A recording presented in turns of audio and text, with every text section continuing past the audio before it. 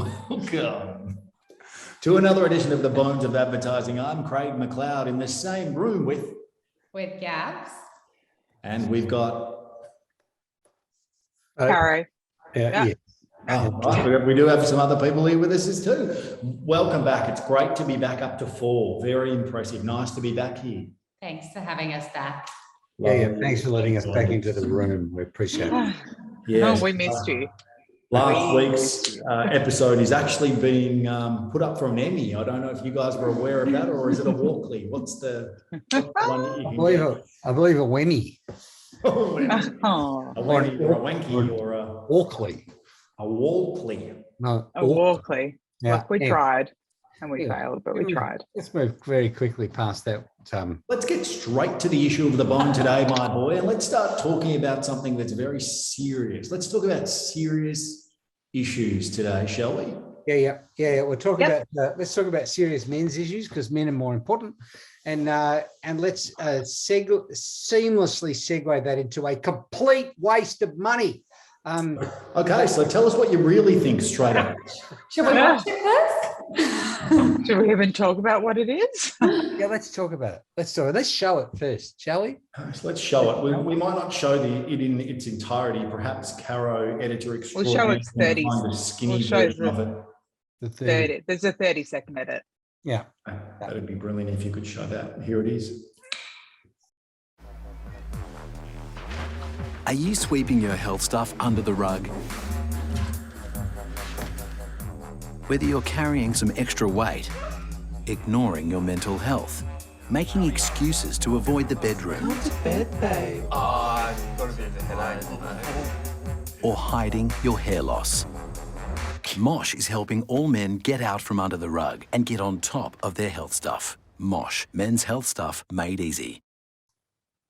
Oh, wow. I have to say, I'm just going to leap straight into this. The 30 is much more entertaining than the 3-minute extravaganza of garbage that I was forced to watch because we were going to make it the hero-buddy piece of communication for this segment.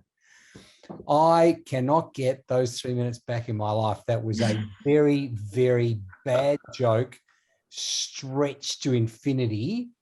And then that lost me. It lost me in the first 10 seconds. And I had to keep my eyes open with matchsticks to keep watching it.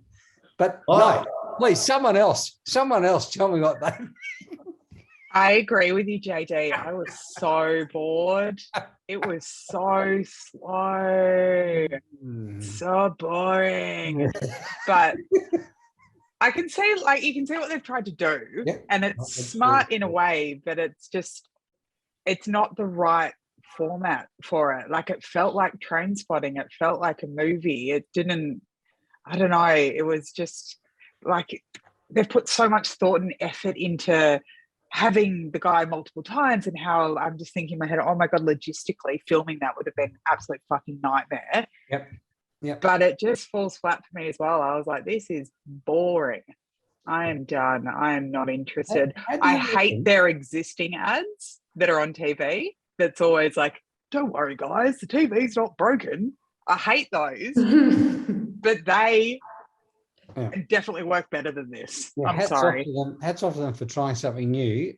Can you imagine? So these people are just about to release this ad, and that last week's ad from Tourism New Zealand with all of the same guys in the restaurant at the same time. Yeah. You can imagine the credits him going, oh, fuck. Being gazumped by a week. Totally. What did you guys think? I'm on the same train as you both. I think there was a really strong insight, but the execution, especially the 3 minutes, I actually kind of felt really creeped out by the end of the 3-minute one. Like, the whole sentiment and vibe of it was just so off for me, off-putting in a way. Yeah. And then the 30 and the 15, I felt like maybe this is contextually because I watched the full 3 minutes first and then I went down to the 30 and the 15. And the 30 and the 15 didn't make sense for me as much without the full story. So I don't know, it's like maybe they started with the full 3 minutes and then are like, okay, how do we cut this into a 30 and a 15? And it's just diluted it and lost it for me. Yeah, you can see how they've segmented it to like, you know, hair loss, this, that, and the other. And they're like, all right, we'll play out these scenarios, we'll be in these different rooms. And then awesome, we'll do this like epic 3.5 minute thing. And then we'll just cut it down to those subsections and then we'll have our 30s and our 15s. And I think, like you're saying, Gabs, it just didn't work. It's a shame though, because it's such a powerful message, and it's so, you know, true that, you know, men often do avoid going to the doctors, and they're trying to initiate positive change and get men to think about their health differently. And it's such a shame that it's such a miss for me. Totally. But I don't know if it's the audience, like us being the audience. Well, you guys are men, but like Gabs and I, obviously not men. Looking at the comments, so badly. Looking at the comments that the article got, the men, I assume, I'm, you know, making judgment on people's usernames, seem to actually kind of be engaged and be like, I found this really funny, this was awesome, ha ha ha. I don't know if it's like people related to the agency saying it, but, you know, are we looking at it through the wrong lens because we're not the audience? I don't know. What do you think, Pot? I want to ask you all, what do you think the issues were? Because I think that will really be a determination of what do you think what the issues were that they were trying to get across?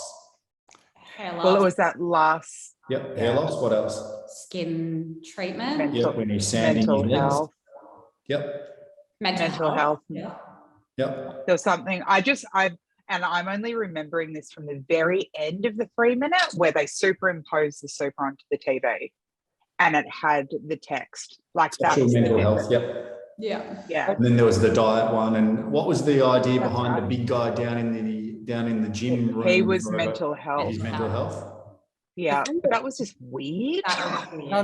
That the baby, him as a baby and the baby beyond. Of all of the things, the guy down in the weight room actually made the most sense to me. I did it. Yeah, no. I like been down here for ages. I like the intent of it, but the whole don't sweep it under the rug. And the fact that I sat through 3 minutes and then they say, don't sweep another rug. I had to remember that right at the start, he crawled underneath the rug and I didn't understand why he was crawling under the rug. I didn't understand why the thing changed from being under the, like the pretext of the story didn't engage me. And so all of a sudden I'm just seeing a bloke who is perhaps marginally more attractive than me crawling underneath the rug. It made no sense. Well, I think they tried to paint like this under the rug as like this weird world, which I kind of get, but I feel like there was just so many levels of complexity that they overlaid one after the other, and it was so like content rich. Like I'm sure if we played it back again, there'd be little Easter eggs all through it, and you know, I was watching how they were overlaying each other, and like it was so well done technically, but it was so complex and the story was just so kind of odd and diluted that it just fell apart, which is a shame because, you know, it is a really important topic. I can see started out really well with the swelling of the rug. I thought, I thought they were heading down Alice in Wonderland, like down a rabbit hole. I thought that's where he was going to go under and then just disappear down. But he came out the other side of the rug, which I thought was unusual. It didn't make sense to me popping out the other side either, JD. But I think ultimately what it is, and the positive to take from this is at least they're really trying to shine a light on stuff that's super important. Again, I'm not aware of the suicide rates or all of those sorts of things, or how many men lose their hair and what it does to them, or, you know, dietary stuff or the sexual implications as you get older. Like all of that, I don't know. But what I do know is I think it's really positive that they're actually spending money on trying to shine a light on something that traditionally blokes, I think Gab said at the outset, they just don't go to the doctor. They don't talk about a problem that they've got. So I think anything that's done to try and raise awareness of that is really, really important. I think from an execution point of view, the one thing I'll say is I felt the casting was off. I don't know why. I just didn't feel a connection to that guy from the second he landed on screen. I just didn't have that connection. Now, nothing against him. I just didn't feel that he was what I would connect to all of it. I don't know whether at the start I kind of felt like he was a mate of mine and I could relate to him, or I couldn't, or I didn't want to relate to him as it kind of got further into it. And I saw many, iterations of him throughout the short film. But going back to my point, I think it's a really important thing, and at least they're shining light on it. Could Mosh have done it better? I don't know. Maybe. Well, I think their previous one, as annoying as it is, proves how simplicity can really push the message and make you remember the brand. Like the ad is frustratingly annoying, but you remember it. Like it's not working, and look how quick you were to try and fix the TV. Why don't you fix whatever it is that's impairing you? So I think it just shows like that is so simple and this is so convoluted. Yeah, it just I didn't to that exact point. I didn't get the feeling that the solution was easy. Totally. Perhaps that's right, JD. Maybe the solution isn't easy. Maybe that's the truth of it. I don't know. Maybe that was what they were trying to portray. No, or even the solution isn't friendly. Do you know what I mean? Like it's not. It doesn't feel like a welcoming. Like we'll help you, mate. Like it's. If they'd have taken that entire budget and done 7 15-second ads based on don't do this, do this. It's easy. Don't do this. Like we're here to help. Like I think that, I don't know, like shouldn't advertising be about, I want to be engaged. I want to know, is it easy to get? And is it for me? Like, I didn't get the feeling that it was, did I really want to call anyone after that? Or did I want to go and hide in? You want to go and have a shower. Yes, I'd say that. And roll up all of your rugs. Yeah, well, rugs. Did it parallel you? I think that's the thing, isn't it? Could I see myself in there and think, okay, that is me, whichever section of the ad and go, here's my solution, call Mosh. That's probably the key to it, JD. I think it missed the mark on doing that. Yeah. But I mean, hats off to them for, here we are talking about it. Yeah. And that's essentially what the ad probably is supposed to do, get people talking about it. So exactly. If that's this week we have a very black and white, and CARO, I'm going to challenge you to make this entire segment black and white, all run stripes over the entire thing, because we are about to talk about something very, very close to my heart and someone that I've been an enormous fan of for a long period of time. There's been a couple of blips over the journey, but I'm going to start the what the fuck with Geordie to Goey. Yeah. Good old Collingwood forever. Oh, geez. They will keep you in crisis, I think was the headline, wasn't it? They just keep on. And sorry, I have no words. I'm going to ask a question, right? So Bridie O'Reilly has joined the board of Collingwood now. I don't know heaps about Bridie O'Reilly, but I can't see Bridie condoning this behaviour for 5 seconds. Now, again, as I said, I don't know heaps about it, but I know she's very pro women in sport. She's definitely very pro respecting women. How can a board member of her magnitude, and I'm a huge believer that the club is trying to change its culture, how can she let that happen? How can she let it happen? How can she condone it and say a $25,000 fine deferred until the end of the season is okay? Like, what's going through? And I'm surprised as much as I am confused by what the message is the club's trying to put out about it. And I've heard both sides of the story, and John O'Brien talking about the situation, saying, well, when Lee Matthews was coach of the Lions, he let men be men. Men needed to do what they needed to do because then on grand final day, they're men and they can achieve the goals that need to happen without being told infinitely what to do. So I throw it to you, my fabulous team of glitteries. What the hell is going on and how should it have been managed? I'm going to defer to other people. I have not. I don't know a What whole else think heap of it? about it. So- Like I did a little bit of Googling. And if we're referring to the photo, it's like the video on Bali and he's partying and he kind of pulls at that girl's top and her tit falls out. And are we talking about this one or are we talking about the TikTok one? No, No, the one. We're talking about The the girl Bali in one. Bali. The girl in Bali. The Bali one. I don't think it was, did it? I think it was. It was a little bit of a nip slip. And then it went back in. And actually, It went back in. watch it, It's just like a little. Time to go home. She doesn't seem overly fazed by it. And then she put out a tweet or something later being like, what's everyone going on about? Yeah, Like, I don't care. Weird, I think. No. So, But I don't think it's about her. And I look back and I remember the Britney Spears documentary and how so many young women have been ridiculed for not for being overly sexual and not being a good role model to young women. And now there's men like Jordan De Goey, who is a role model to young kids, whether they be boys or girls, who's a role model to both of those. So women are criticised for, not portraying a role model status. Unseemly behaviour, I think it's called, Gab. Unseemly behaviour.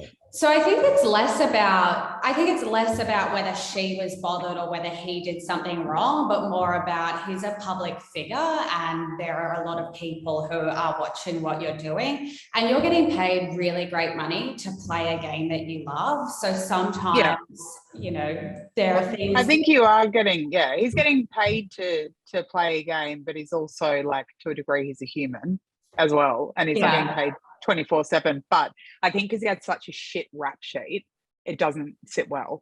So if perhaps it was the first time that this happened of someone who wouldn't do that, like you, JD, say you accidentally pulled someone's top off, you'd be fine. You'd get off fine. I'd be fine. Well, no one would watch it for a start. I think the whole, I think what it proves, and I may be coming from completely left field here, is that a lot of footballers have dickhead mates. Like, I'm going to the pub in Bali, I'm off my tiny nut on whatever it is, like, let's just say 7,000 Jim Beams and Coke.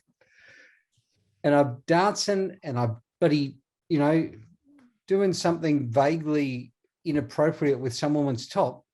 And a mate of mine is putting it on film and uploading it. Like, you're not my mate.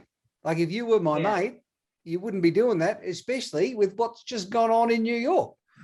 He's watched himself being filmed, right? So he must have been of sound mind enough to see someone with a camera phone going, I'm filming you, but didn't stop and go, mate, from where I'm at after New York, when I've an assault charge and, there was some kind of melee that went on and he went before a judge and came back and got his penance. Now, this is the stuff I challenge the board on, right? So if Collingwood's trying to change culturally and really put out that they're different, and Eddie has now left, and you've had Nathan Buckley who has now left, and there was a myriad of things that have gone on that we don't need to roll over today. But I'm happy to go there, Craig. They've changed leadership. Yeah, we're not going there, mate. They've changed leadership and they've changed the whole idea of the club. And now Jordan has mucked up in New York. So the off season he was over there and he's mucked up again, according to the code of AFL and Collingwood. And as Gab said, he's setting example for people like my son. And then over in Bali, he goes for a week off and finds himself in trouble again. Yet we see a $25,000 fine handed down and it's deferred until the end of year. As long as his good behaviour is okay. Now, I can't fathom again that in particular, Bridie O'Reilly would say that this is okay. I can't. We've got netball clubs for Collingwood. We've got, 2 or 3 of them. We've got an AFL, women's AFL club for Collingwood. It's not. But are we saying it's about the woman though? It's not about the woman. It's about the. Or we're saying, like Gabs was saying, it's about just being a role model in general. But no, it's about what he did to a woman and the fact that there's going to be young boys who see that and think it's okay to go up to a girl in a club and pull her breast out. That's not okay. It'll never be okay. It's not okay today and it won't be okay tomorrow. And I believe that the club has done the typical thing. They put the player and the performance above what's right. Yeah. And I don't think it's right. I think he should have been suspended until the end of the season and then work out what happens from there. And this is coming from Collingwood. I know. I think he's pretty fucked anyway, isn't he? Look, I don't know. I was listening to Feb this morning. The AFL clubs will continue to do. Apparently, someone's put another offer on the table, and he'll certainly be looking at that as the time goes. But yeah, so he gets a slap on the wrist, and he just gets paid more money, and off he goes to do it again. So it's just. I don't think there's anything wrong with him going to Bali mid-season, having a few beers, going to a nightclub. I don't have an issue with that. Not at all. Agreed.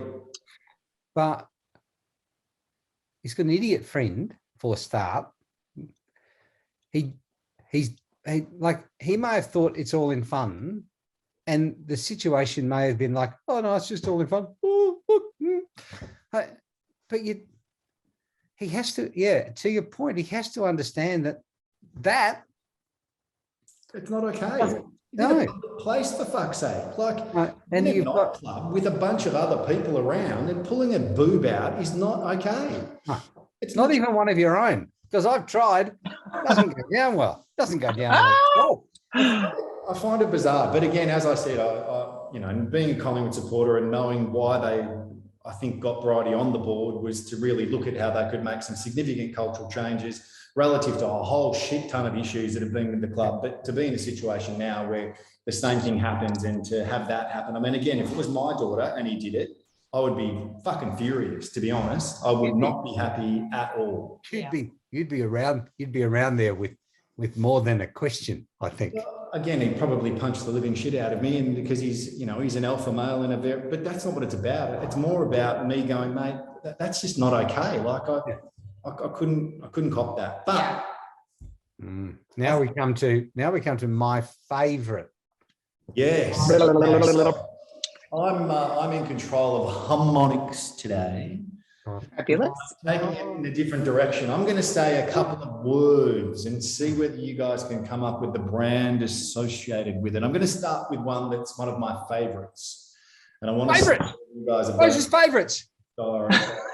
Cadbury favourites. I love Cadbury. Everyone knows I love Cadbury. My problem with Cadbury is they eat the whole fucking block. Yeah. Black Forest for the win. All of it. Hazelnut. Okay. Screw clamp technology. Screw clamp. Screw clamp technology. Brew clamp. Screw. Screw, mate. Screw. Like screw. Clamp technology. I don't know. Some kind of clip saw. I honestly have no idea. Crimp safe. Yeah. That was a shit one. Yeah. Is your if it's not crimp safe, it's not crimp safe. Well, that would have given it away. That would have given it away. Yeah. Don't chop the dinosaur. Oh, dinosaurs are natural confectionery confectionery company. Well, JD was on the path, but was gazumped by old mate who's the worst hummer in the world. I paved the highway. Yeah, I know, but you were babbling. So I was just like, I can get this over and done with. Okay. I'm joking. Sorry. Gas isn't playing. Marge, the rains are coming. Oh, Corn. Corn. Good job, Licious. Dad, what's the Great Wall of China? Telstra. NBN. No, Telstra. It's the bloody. It's the rabbits. It's bloody the Emperor. Big pond. Big pond. And he goes on to say as well, it was from Emperor Nasi Goreng. Nasi Goreng. I just love that. I still remember the look on the young kid's face when he gets up in class to give his little project. It's so good, isn't it? It's the best ending. Brilliant. Wouldn't it be nice if the world was made of Cadbury? Cadbury. Yeah. You know, you got that, Caro. I'll vote for that guy. You said Cadbury. You guess Cadbury, and then Craig goes. Chocolate. Come in and see the Good guys. Johnny. Pay cash and we'll slash the prices. Bonus points, Caro. Thanks. Crocodile came up and bit my guts out. AHM. No, HBF. Ah. No. RACV? No. RACV? BMHBA. No, it used to be Booper. what Booper was before Booper. HBA. Hey! HBA, before it became GMHBA. I'm sure it was HBF. Anyway, doesn't matter. Ripped my guts out, put him into Tore me into parts, pieces. My head went that way. My legs went that way. Parts, pieces. Okay, last one. This is a bonus round. There's 2 points allocated for this one in particular. Bloody ripper. Bloody unreal. Johnny's on it. I can smell. He's smelling it coming out of the warmer.